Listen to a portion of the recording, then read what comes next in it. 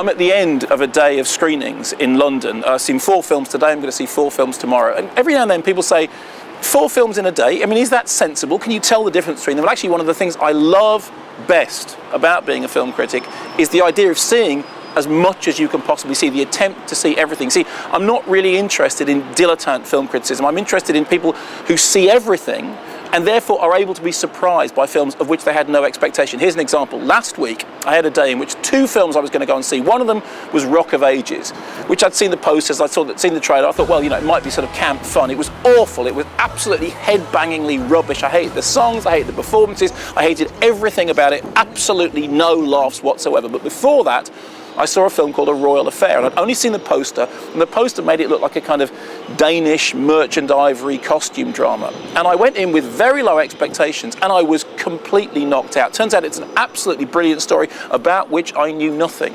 About King Christian of Denmark and his bride who starts having a relationship with this guy Johan Struensee, who manages to radicalise politics by essentially usurping power. Jeg tror, du kan blive en fantastisk konge, Christian.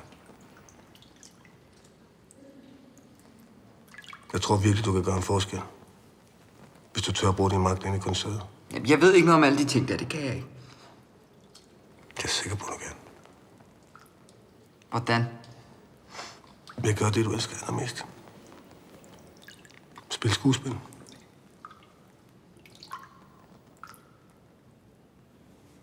And then it turns into a discussion about censorship and the use of censorship and whether all power corrupts and whether absolute power corrupts absolutely. And I was sitting there watching this film thinking, this has got everything.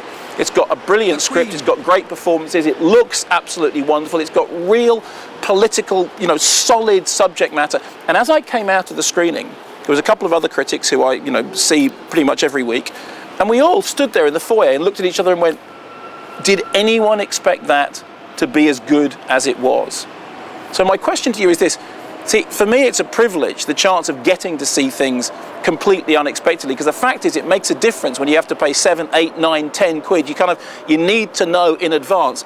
So from your point of view, when's the last time you went to the cinema to see something for which you had really low expectations or you didn't know anything about it at all and you were genuinely knocked out? What was the real hidden gem that you found on walking into a film about which you didn't think this is going to be the best thing I've ever seen, but came out thinking, well, wow, that's one of my best films of the year? Because I tell you this now, if A Royal Affair isn't in my top 10 at the end of this year, then it will have been a fantastic year.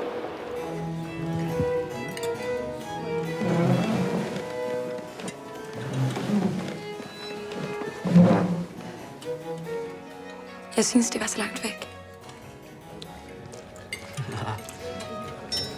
De har dramatisk plærkær, dronning. Kom med det og besøg mig efter aftenens program.